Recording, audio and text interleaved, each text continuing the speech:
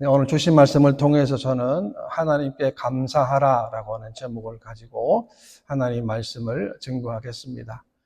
미국의 콜로라도 주의 덴버에서 이런 일이 있었습니다. 사랑하는 두 남녀가 자동차 안에서 졸도에 있는 것을 발견했습니다. 자동차 가스 일산화탄소가 자동차 속으로 스며드는 걸 모르고 문을 잠근 채 있다가 두 사람은 차 안에서 그만 졸도를 하고 말았습니다. 달려온 구조대가 잠겨진 차 안을 두 사람을 구조하려고 보니까 창문을 깨고 사람을 꺼내고 인공호흡을 해서 응급조치를 함으로 인해서 두 사람은 가까스로 살아남게 되었습니다. 그런데 이튿날 너무도 기가 막힌 일이 벌어졌습니다. 그 중에 한 사람이 경찰서에 와서는 청구서를 내밀었습니다. 그 청구서는 뭐냐면 자기를 구해줬던 그 구조대에서 자기 차의 유리를 깼기 때문에 유리 깨뜨린 것을 수리하고 가지고 온 청구서였습니다. 무슨 말입니까? 참으로 어이없는 일입니다. 오늘은 우리가 하나님 앞에 맥주감사주일로 하나님께 예배를 드립니다. 우리가 직접 곡물을 재배하거나 가축을 키우는 것은 아니지만 구약 이스라엘 백성들에게는 그것이 생업이었고 삶의 터전이었습니다. 마찬가지로 오늘 저와 여러분들에게도 지나간 6개월 동안 하나님이 우리를 도와주셨고 보호해주셨고 지켜주셨음을 하나님께 감사하는 귀한 예배와 절기가 되어야 하는 것입니다. 우리 인생은 하나님을 떠나면 실패하게 됩니다. 하나님을 떠나면 세상 가운데 수치와 부끄러움을 당할 수밖에 없는 것입니다. 여러분, 하나님을 떠난다는 것은 어떤 의미가 있겠습니까? 우리가 하나님과 늘 동행하는 것을 말씀하는 것입니다. 시편에 보게 되면 너희 성도들아 여호와를 경외하라. 그를 경외하는 자에게는 부족함이 없도다라고 했습니다. 하나님을 경외하는 삶, 하나님을 두려워하는 삶에는 하나님이 함께 하시기 때문에 부족함이 없는 인생으로 하나님이 인도하신다는 거예요. 우리 인생 가운데 부족함이 없는 인생이 어디가 있겠습니까? 누가 그런 삶을 살겠습니까? 인생은 모두가 다 부족합니다. 그런데 하나님을 경외하는 자에게 하나님 그 부족함을 채워주시고 공급해 주시는 겁니다. 네, 그렇기 때문에 우리가 해야 할 일이 뭐냐? 그것은 우리가 하나님을 경외하는 겁니다. 다시 말하면 우리가 하나님을 두려워하는 겁니다. 왜? 하나님 우리의 일거수일투족을 다 보고 아시고 있기 때문에 그렇습니다. 오늘 저는 본문에서 두 가지로 교훈을 얻고자 합니다. 그 첫 번째는 하나님께 절기를 지키라 하는 것입니다. 14절인데요. 너는 매년 3번 내게 절기를 지킬 것이니라 라고 했습니다. 하나님 이스라엘 백성들에게 3번 절기를 지키라고 하시는 그 이유는 그들에게 영적인 각성이 필요하기 때문에 그렇습니다. 무슨 말입니까? 이스라엘 백성들이 가축을 기르거나 곡식을 수확하는 그 모든 것이 전적으로 하나님께 달려있음을 고백할 수 있는 시간과 고백할 수 있는 그런 환경이라고 하는 것입니다. 그래서 하나님은 이스라엘 백성들에게 1년에 3번 하나님께 나와 절기를 지킬 것을 말씀합니다. 구체적으로는 무교절과 맥주절과 수장절이었습니다. 이 3가지 절기는 그들에게 반드시 지켜야 될 의무로 하나님께서 명령하셨습니다. 그래서 남자들은 예루살렘으로 가서 절기를 지켜야 했습니다.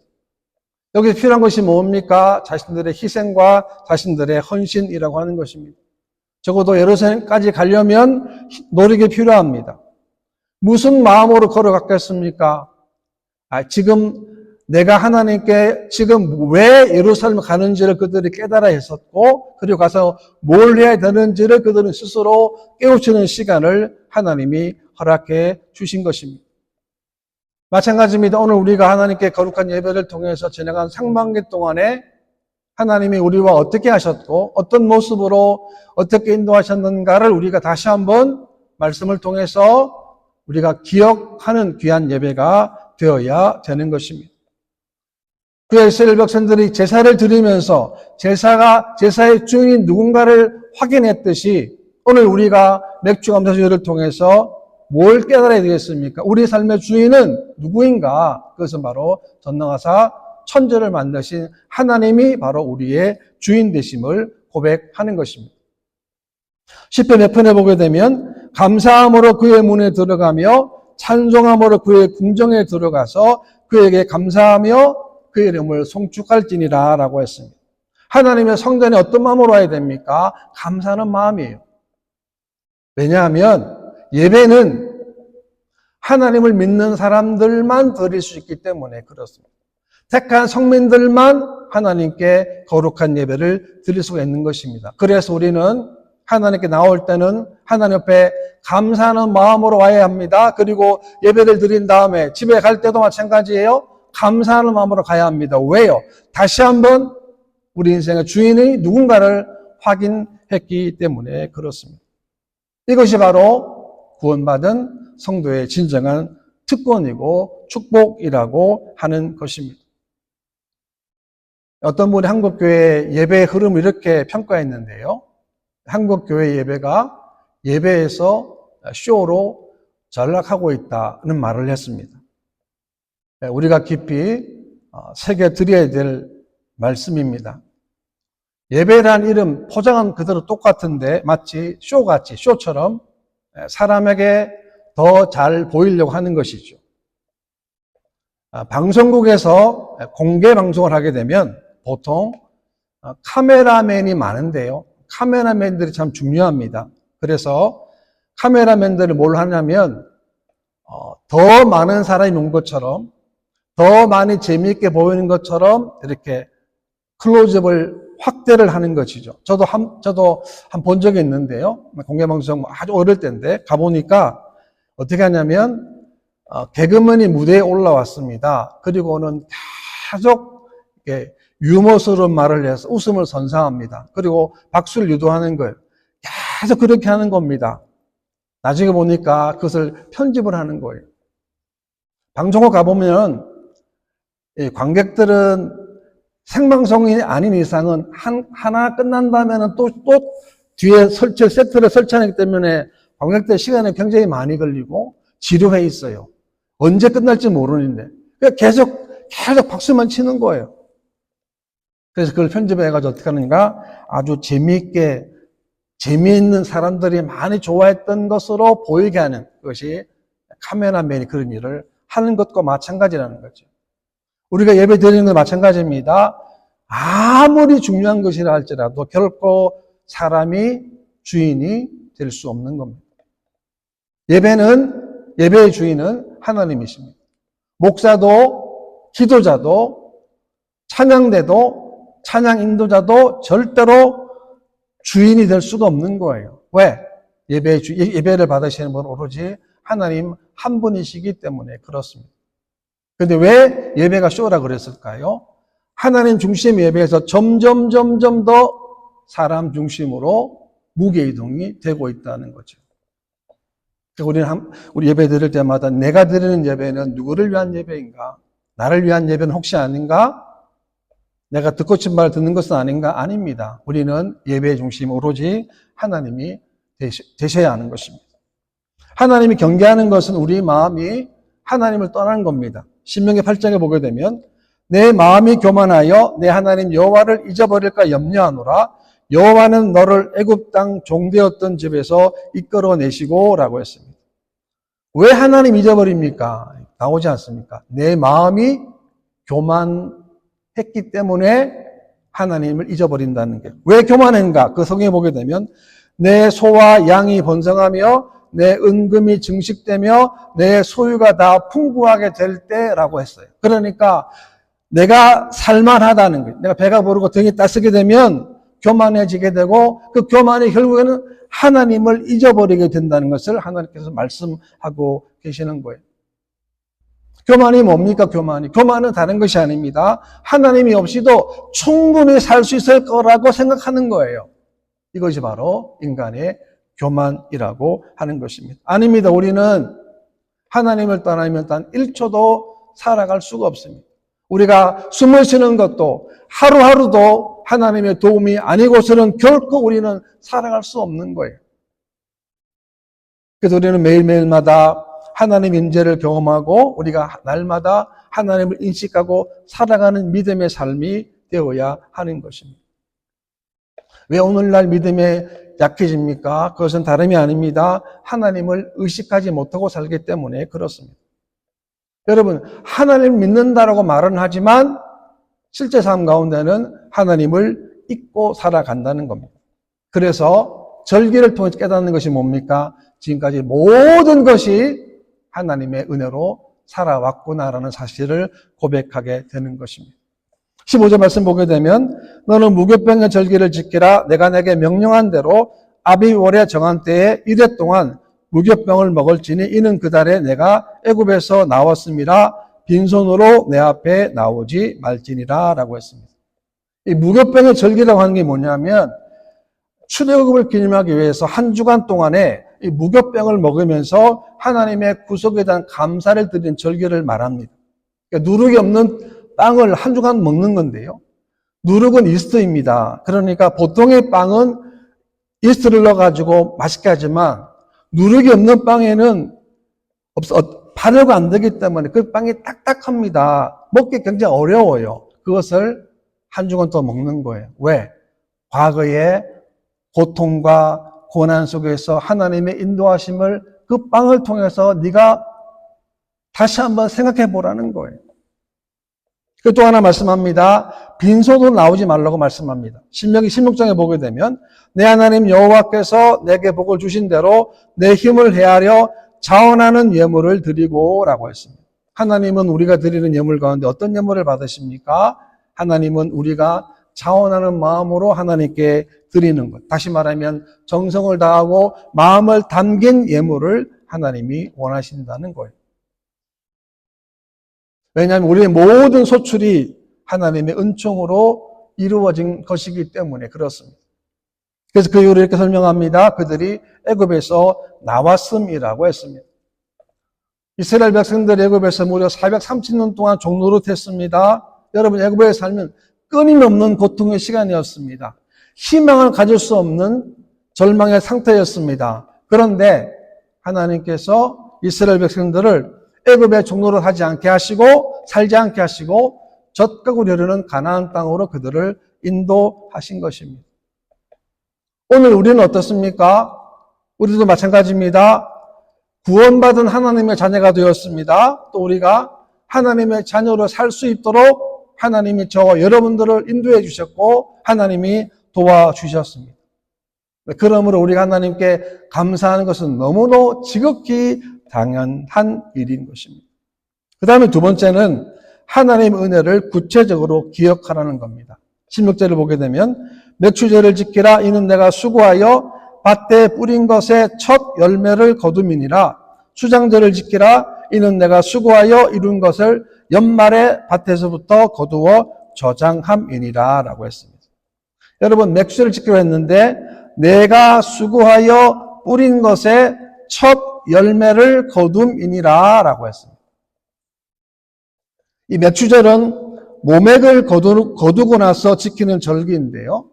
보리의 첫 수확으로부터 시작해서 밀수확을 마칠 때까지 곡물 수확 기간과 관련해서 드리는 제사와 절기라고 하는 것입니다. 또한 유월절 이후에 7주를 지난 50일 만에 지키는 절기이기 때문에 칠절절이라고 하기도 하고 또 오순절이라고 하는 것입니다. 여기 중요한 것은 열매라는 겁니다. 첫 열매라는 거예요.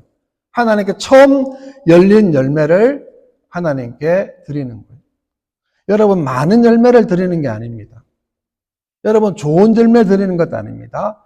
첫 열매를 하나님께 드리는 거예요. 뭘 의미하겠습니까? 우리 신앙 가운데 가장 중요한 것은 언제나 하나님 우선이 되어야 한다는 것입니다. 왜 그렇습니까? 하나님의 도우심이 아니고서는 단 하나의 곡물도 하나의 곡식도 여물 수가 없기 때문에 그렇습니다. 하나님 도와주지 아니하시면, 비를 주지 아니하시면, 햇빛을 주지 아니하시면 열매를 결코 거둘 수가 없는 겁니다. 이것은 곡식에만 국한된 것이 결코 아닙니다. 우리 인생 전체도 다 마찬가지예요. 하나님이 가장 먼저가 되면 반드시 승리합니다. 왜? 하나님이 그 길을 인도하시기 때문에 그렇습니다. 우리 인생 살아보면서 깨닫는 게 뭡니까? 내 생각대로 내 계획도 인생은 되지 않는다는 거예요. 우리가 얼마나 깨닫습니까? 내 생각과 얼마나 많이 달랐습니까? 그런데 그 모든 것들을 하나님이 돌고 돌아서 가장 좋은 길로 하나님이 이끌어 주셨다라고 하는 것입니다. 내 힘이 아니었습니다. 내 능력도 아니었습니다. 언제나 하나님의 능력이었고 하나님의 힘이었고 하나님의 도우심이었다는 거예요. 그 길을 통해서 우리가 우리의 길을, 인생길을 하나님이 걸어가게 하신 거예요. 우리가 뿌렸는데 그 뿌린 것의 열매는 하나님의 도우심이 있어야만 가능한 것을 고백하게 되는 것입니다. 그래서 지혜로운 인생은 언제나 과거를 기억하는 삶을 사는 거예요. 어떤 과거입니까? 우리가 고통당했을 때 어떻게 그 고통을 해결해서 극복했었는가? 이해할 수 없는 고통, 좌절, 절망을 우리가 겪었을 때 어떻게 그 현장에서 그 고통을 어떻게 우리가 일어섰는가? 여러분 어떻습니까? 어떻게 일어서셨습니까? 그것은 하나님이 뒤에서 역사하셨기 때문에 그렇습니다. 이 사실을 안다면 그 하나님은 과거에만 있는 하나님이 아니고 오늘도 우리와 함께 하시는 하나님이세요. 뿐만 아닙니다. 앞으로 미래에도 우리가 이 세상을 떠나는 날까지도 그 하나님이 우리와 함께 하시고 우리 삶의 모든 것들을 하나님 바로 주관하실 것이기 때문에 그렇습니다. 어거스틴 이런 말을 냈습니다. 성도의 삶 속에서 꼭 필요한 것이 있다면 믿음과 소망, 사랑인데 하나를 덧붙인다면 감사라고 했습니다. 그러니까 감사도 믿음과 소망과 사랑처럼 우리들에게 항상 있어야 한다는 것입니다. 누가복음 10장을 보게 되면 10명의 나병 환자가 예수님의 고침을 받습니다. 예수님 말씀에 순종해서 제사장에게 몸을 보이러 가는 도중에 그들이 깨끗함을 받게 되었습니다. 그런데 그 중에 한 사람이 예수님 발 앞에 다시금 와서 엎드려 감사를 표현합니다. 다시 예수 나온 사람은 다른 사람이 아니고 사마리아인, 즉 이방인이었습니다. 주님 말씀하십니다. 그 아합은 어디에 있느냐라고 말씀하십니다. 9명의 나병 환자들은 자신의 병고침에 대한 감사를 잃어버렸기 때문에 그들은 육신의 치유에만 머물렀습니다. 그러나 감사했던 한 사람 사마리아인은 그 영혼도 구원을 받았다는 거죠. 얼마나 놀라운 일입니까? 얼마나 다 같은 감사의 조건이에요. 다 같은 기적을 경험했습니다. 그런데 한 사람만이 예수님께 와서 다시금 무릎을 꿇고 감사를 표현했다는 것입니다. 오늘 저 여러분 어떻습니까? 우리도 마찬가지라는 거예요. 어떤 일을 만나도 무슨 일을 만나도 우리는 하나님 앞에 감사할 수 있는 믿음의 삶이 되어야 하는 것입니다. 또한 맥주절을 오순절이라고 됐는데요. 이 오순절에서 가장 중요한 것은 오순절 성령 강림 사건이에요. 하나님의 약속이 오순절에 이루어졌습니다. 하나님의 성령님이 오셔서 우리 안에 내주하셔서 우리로 하여금 하나님이 원하시는 성령님이 원하시는 열매를 맺게 하신다는 거예요. 여러분 맥주감사 주일은 1년에 한 번 열매를 맺지만 그러나 우리는 하나님의 성령님을 통해서 한 번이 아니라 계속적으로 지속적으로 끊임없이 하나님 원하시는 열매를 맺을 수 있는 삶을 하나님의 성령을 통해서 얻게 된 겁니다. 그래서 우리 하나님께 감사할 수 있는 것입니다. 하박국 3장 말씀입니다. 비록 무화과 나무가 무성하지 못하며 포도나무에 열매가 없으며 감람나무에 소출이 없으며 밭에 먹을 것이 없으며 우리의 양이 없으며 외양간에 소가 없을지라도 나는 여호와로 말미암아 즐거워하며 나의 구원의 하나님으로 말미암아 기뻐하리로다 라고 고백했습니다. 아무것도 안 되는 거예요. 나무에도 열매도 없습니다. 소출도 없습니다. 먹을 것조차도 없습니다. 양도 없습니다. 소도 없습니다. 아무것도 없는데 나는 여호와로 말미암아 나의 구원의 하나님으로 말미암아 기뻐하리로다 라고 고백을 했습니다. 놀랍지 않습니까? 안 되면 불평할 것이고 안 되면 원망할 것이고, 하나님 지금 어디 있습니까? 하나님 지금 살아계십니까? 라고 원망할 수 있는 상황이지만 그렇지 않고, 그럼에도 불구하고 하나님께 나는 구원의 하나님을 기뻐하고 감사하겠노라는 하박국의 고백인 것입니다. 우리는 명칭감사주의를 지키면서, 오늘 주의를 지킴으로 말미암아 다시 한번 우리의 주인을 확인합니다. 저 여러분들의 주인은 우리가 아닙니다. 내 생각도 아닙니다. 내 계획도 아니에요. 우리의 주인은 하나님이십니다. 물론 우리 엿새 동안 열심히 일을 합니다. 그리고 주일은 영적으로 안식을 취하는 날입니다. 하나님 거룩한 예배를 드림으로 하나님을 기억하는 것이고 우리가 하나님께 영광된 삶이 되는 것입니다. 우리는 우리의 모든 것들을, 모든 인생의 결과를 우리는 감사로 해석할 줄 알아야 하는 것입니다. 왜냐하면 하나님 우리의 모든 것들을 합력하여 선으로 만드시는 분이시기 때문에 그렇습니다. 때로 좌절할 수 있고, 때로 넘어질 수 있고, 때로 아픔을 경험할 수 있지만, 그러나 그 모든 것들이 하나님에 의해서 반죽이 되어서 다시금 또 다른 인생의 새 출발로 새로운 시작을 하나님이 이끌어 주신다고 하는 것입니다. 우리가 상반기를 보냈습니다. 이제 우리가 다시 한번 올해 2024년도 하반기를 시작하게 되는데 우리가 이런 마음으로 여러분 시작하시기를 바랍니다. 어떤 문제를 만나도 어떤 어려움을 만나도 우리는 하나님 앞에 감사할 수 있어야 하는 것입니다. 그것이 가정의 문제든 자녀의 문제든 모든 문제든 간에 어떤 문제를 만나도 우리는 하나님께 감사해야 하는 것입니다. 이런 믿음으로 승리하는 저와 여러분 되시기를 주님의 이름으로 축원합니다.